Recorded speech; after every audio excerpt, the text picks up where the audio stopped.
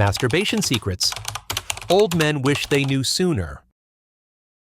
For decades, men have been told that their sexuality should fade quietly with age, that after 60, desire no longer matters, erections are bound to fail, and self-pleasure has no role in a respectable man's life.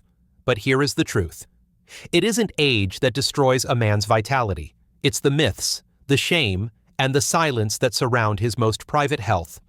I am Dr. David B. Samadi, Director of Men's Health at St. Francis Hospital in New York. Over my career, I've performed more than 7,000 robotic prostate surgeries, pioneered the SMART technique for minimally invasive treatment, and trained surgeons worldwide. My work has been featured across Fox News, Newsmax, and leading medical journals. And after decades of treating men in their 60s, 70s, and beyond, I can tell you this: most men have been living with dangerous misconceptions about masturbation, misconceptions that can harm their prostate, weaken their erections, lower their testosterone, and even accelerate decline. But the opposite is also true, done with awareness. Self-pleasure can protect your circulation, strengthen your hormones, and keep you feeling alive. Today, I will reveal 7 masturbation secrets older men wish they had known sooner. Ignore them, and you risk decline. Apply them, and you may reclaim the confidence, strength, and connection you thought were gone forever.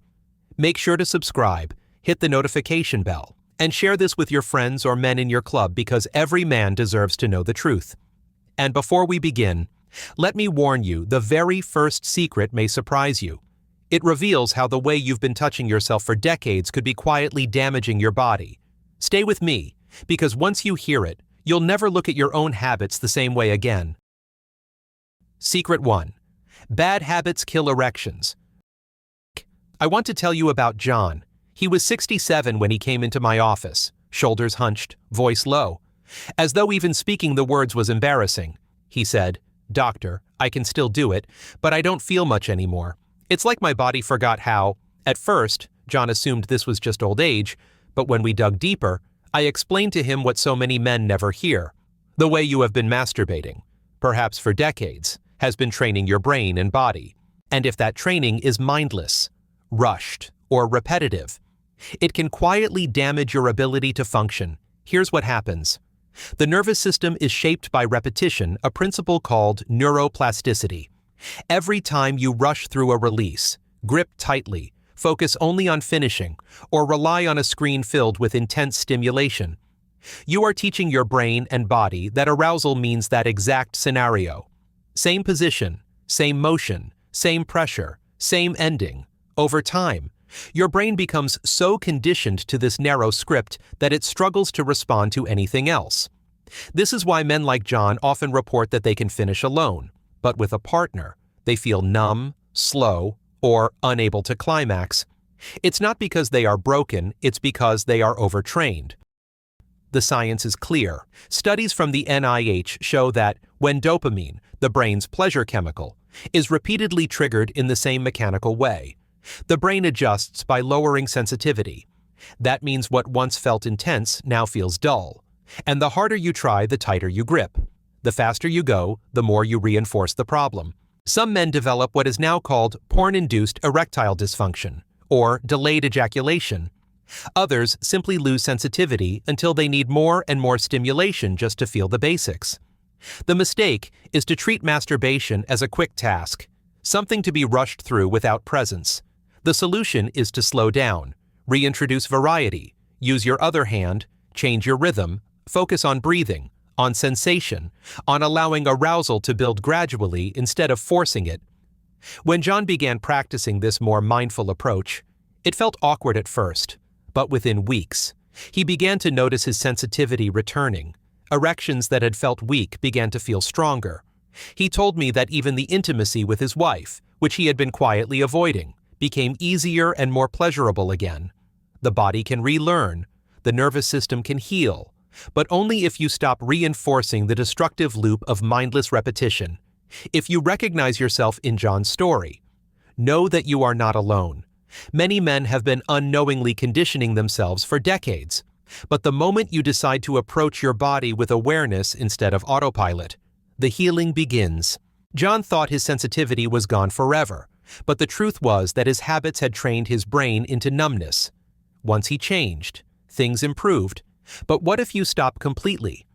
The next secret exposes a danger few men know: how silence in the bedroom can actually damage your prostate. Secret 2. Why your prostate need release. The second mistake is one that seems harmless, even virtuous, but it quietly damages health. It is the decision to stop masturbating altogether. A man named George, 68, came to see me with a complaint I hear often. He was waking up 5 or 6 times each night to urinate. He thought it was just aging, something every man eventually faces. But when I asked about his sexual activity, he looked down and admitted, "I haven't touched myself in years. My wife passed away, and I figured that part of my life was over." Here's the problem. The prostate never retires.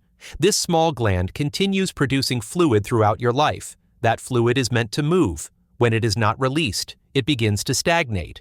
Over time, this leads to swelling, inflammation, and what we call prostate congestion. The result is exactly what George experienced: urinary frequency, pressure in the pelvis, and restless nights. But it doesn't stop there. Research shows that regular ejaculation may protect against prostate cancer. In one large Harvard study, nearly 30,000 men were followed for years. Those who ejaculated at least 21 times a month had a significantly lower risk of prostate cancer compared to those who ejaculated less. Why? Because release clears old fluid from the gland and reduces the buildup of potentially harmful substances. George was shocked when I explained this. He had believed abstinence was healthy, maybe even noble, but in truth, his body was paying the price. I encouraged him to begin slowly, not from lust, but from care. Within weeks, the pressure in his pelvis eased. He began sleeping longer stretches at night. His mood lifted, and he told me he felt more like himself again. Here's the lesson. Avoiding masturbation in later life does not protect you, it harms you. Your prostate is a living organ, and it needs movement. You don't have to obsess about numbers, but even once or twice a week makes a real difference. Too many men cut themselves off out of shame, grief, or the belief that sexuality has an expiration date. But your body doesn't know those rules. It only knows whether its systems are being used or neglected. And when the prostate is neglected, problems multiply. So if you have stopped completely, understand this. You are not preserving yourself, you may be increasing your risk.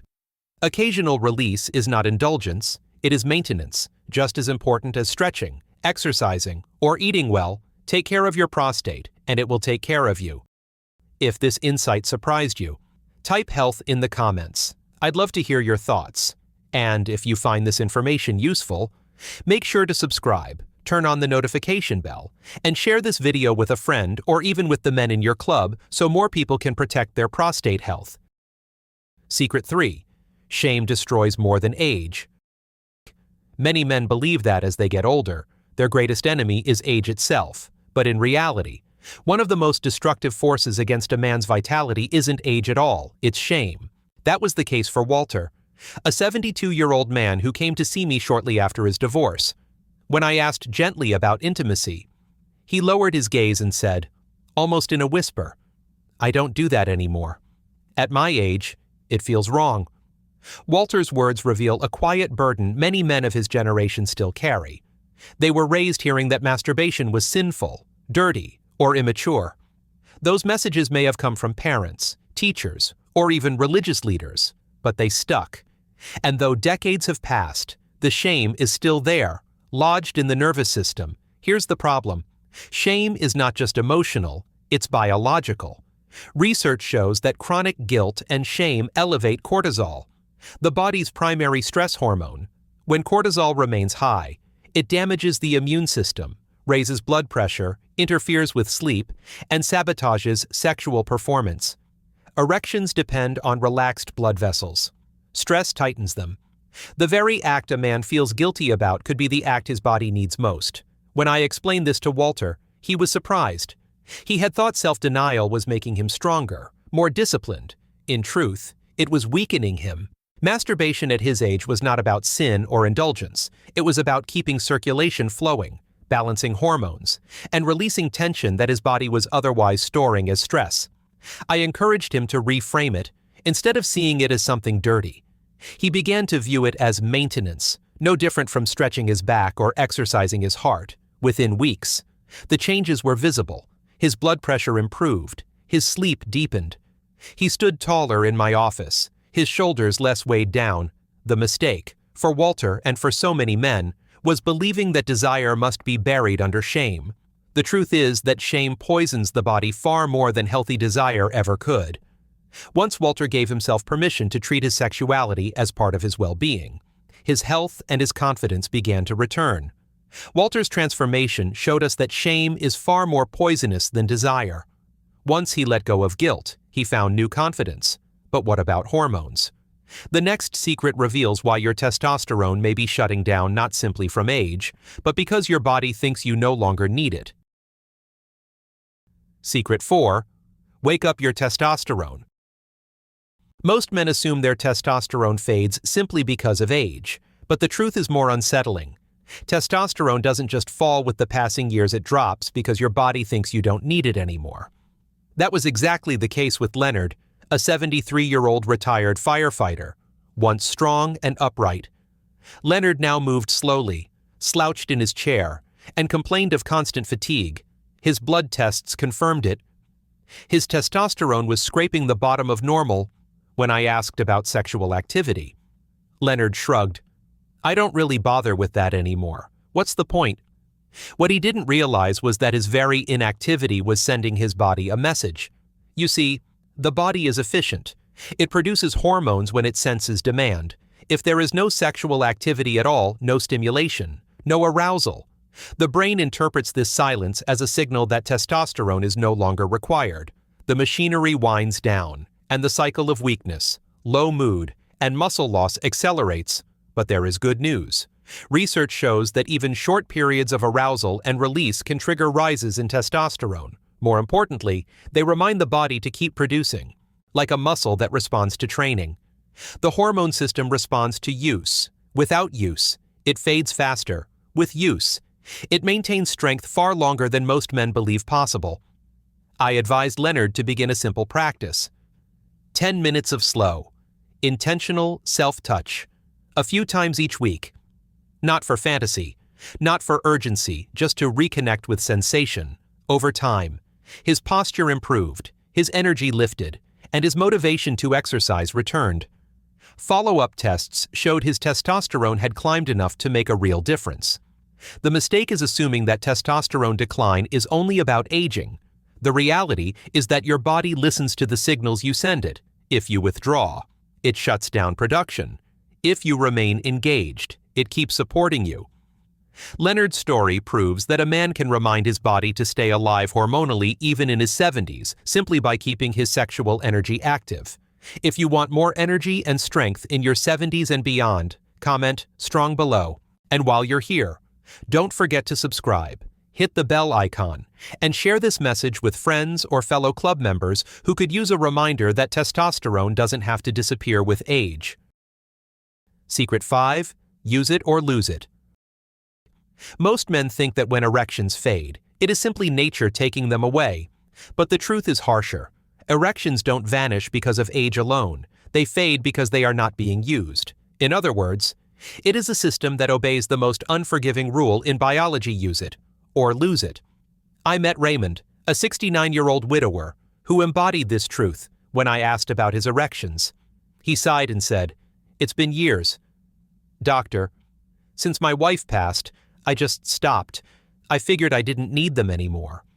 His words were calm, but underneath I sensed a quiet grief. He hadn't just lost erections, he had lost part of his identity as a man. Here's what Raymond never knew. The penis is made of specialized vascular tissue.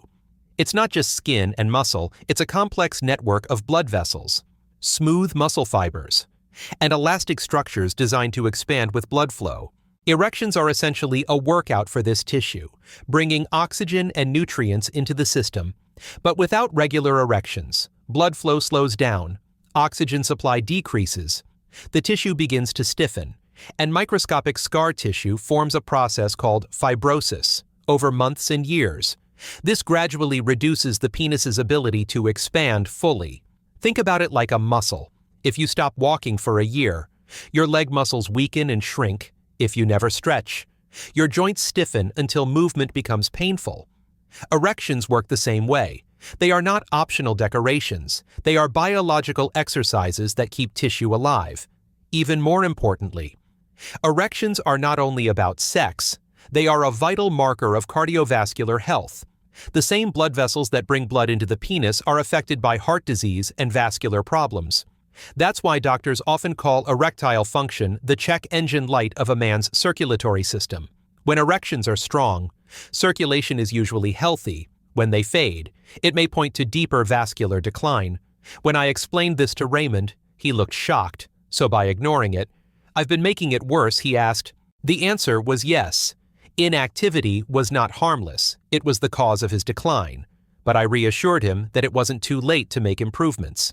We started with small steps. I encouraged him to spend time each week stimulating himself, not with urgency, not with the goal of orgasm, but simply to encourage blood flow, even if the climax didn't come. The act of filling the tissue with blood was enough to keep it alive. Over time, his body responded.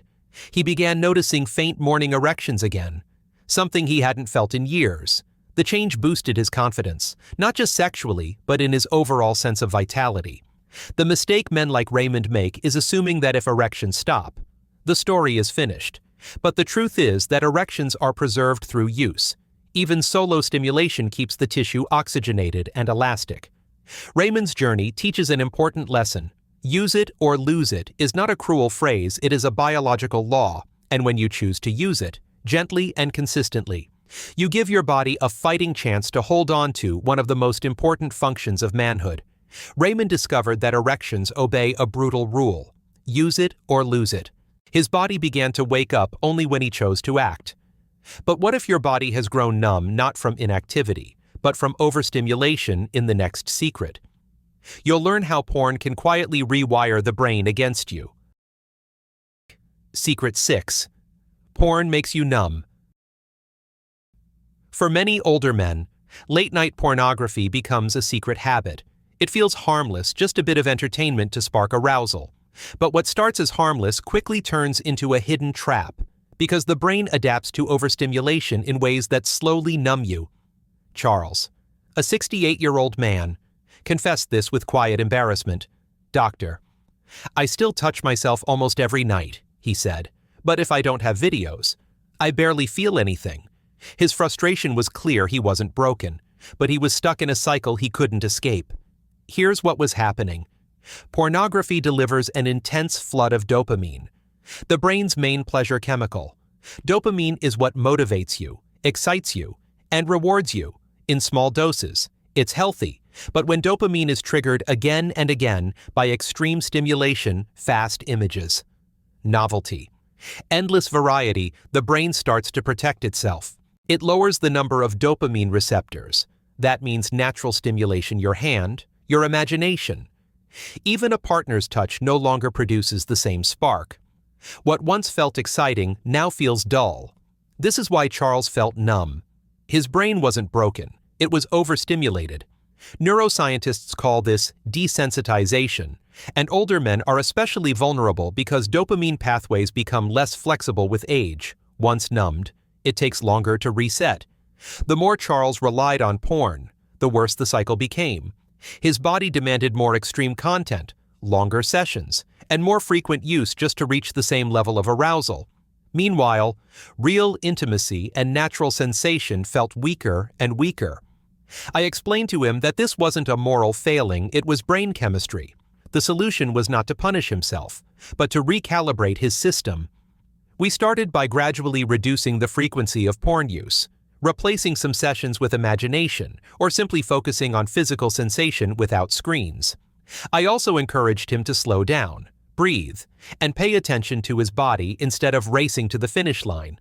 At first, Charles said it was frustrating.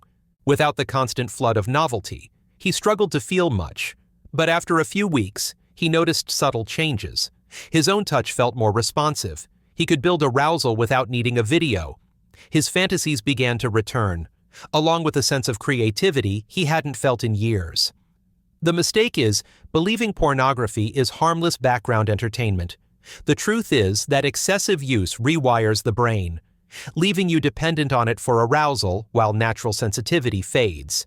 But the hopeful lesson is this: when you give your brain a break, sensitivity returns. Charles eventually reached a point where he no longer needed nightly videos. He still used them occasionally, but now on his own terms, not as a crutch, but as a choice. His body felt alive again, and his confidence grew with it. The path out of overstimulation is not shame, it's patience. By retraining your brain to respond to natural touch, you can recover the sensitivity and satisfaction you thought were gone for good. Have you noticed this in your own life, that screens numb your body over time? Write yes in the comments if this resonates. Secret 7. Isolation is the silent killer. When men think about aging, they imagine muscles weakening, energy fading, or erections slowing down. But often, the most dangerous change isn't physical at all, it's isolation. Isolation is the quiet killer of men's vitality, and it often begins where they least expect it. In the absence of touch, Samuel, a 76-year-old man, told me something that broke my heart. Sitting across from me, he said, "Doctor, I haven't been touched in over a year, not even a hug." He didn't say it with sadness, but with resignation, as though this was simply the fate of growing old. But what Samuel didn't realize was that isolation is not just lonely, it is harmful to the body. Human touch releases oxytocin, often called the bonding hormone. Oxytocin lowers blood pressure, reduces stress, and strengthens the immune system. Without it, the nervous system begins to downshift. Depression sets in. Sleep becomes shallow. Studies even show that men without regular touch have higher risks of heart disease and shorter life expectancy. And here's the cruel part. Isolation often deepens through silence about sexuality. When men stop touching themselves, it is as if the brain receives a message. Life is withdrawing. That message compounds the loneliness. The body responds by dulling sensation, shutting down desire, and reinforcing the cycle of disconnection. I explained to Samuel that self-touch wasn't just about pleasure, it was about survival. It was a way to send his brain and body a powerful signal. I am still here. I still matter. I encouraged him to try what I call the Golden Protocol. 10 minutes each day of intentional, mindful touch, not focused on orgasm, but on presence, breathing deeply, touching gently, reconnecting with his own skin. At first, Samuel admitted, it felt strange. He said it made him more aware of his loneliness. But as the weeks passed, something remarkable happened. His voice grew brighter, his posture straightened. He came into my office with a different energy. He told me, "It's odd, but I feel more human again, like I woke up after being asleep for years." The mistake is believing isolation is just part of aging. The truth is that touch, whether from yourself or others, is one of the most powerful medicines you have. And when you deny yourself that, you accelerate decline in both body and spirit. Samuel's transformation proves that reconnection, even with your own body, can reverse that decline by choosing daily touch. He broke the cycle of isolation and reclaimed his sense of vitality. Isolation may be the silent killer, but connection is the cure, and every man, no matter his age, can choose to reconnect, starting with himself. As we reach the end of this conversation, let's pause and reflect on the journey we've taken together. We have uncovered 7 secrets about masturbation that older men wish they had known sooner, truths that are not about indulgence, but about survival, health, and vitality. We began with the reminder that mindless habits quietly damage sensitivity and train dysfunction. Then we saw how stopping altogether harms the prostate, increasing the risk of congestion and even cancer. We learned that shame poisons the body far more than desire ever could, raising stress and stealing years of strength. We uncovered the fact that testosterone responds to sexual energy, and when you stop engaging, your body simply shuts down production. We explored the harsh rule that erections follow use it or lose it, showing how inactivity leads to decline. We revealed how porn overstimulates and numbs the brain, leaving men desensitized. And finally, we faced the most dangerous truth of all, that isolation is the silent killer, and reconnection, even with yourself, is a form of medicine. Together, these lessons tell a powerful story. You are not broken, you are not too old. Your body is not betraying you, it is responding to the signals you give it. And the good news is that you can begin giving it new signals today. This is not medical advice. Always speak with your doctor about your unique health needs. But after decades of working with men in their 60s, 70s, and beyond, I can tell you this with certainty: when you ignore your sexual health, decline comes faster. When you embrace it, even privately, life expands. So tonight, I invite you to take a small step. Spend 10 minutes with yourself, not rushed, not ashamed, but present. Breathe deeply. Touch gently. Let your body know, I am still here, I still matter. You may be surprised by how alive you still are. And now, I'd like to hear from you. Which of these 7 secrets spoke to you the most? Leave your thoughts in the comments below. I read every single one, and I will reply. And if this message resonated with you, subscribe to this channel for more insights. Share this video with a friend who needs it, and give it a like to help more men discover the truth. Remember this, above all: age does not define your vitality. Your choices do.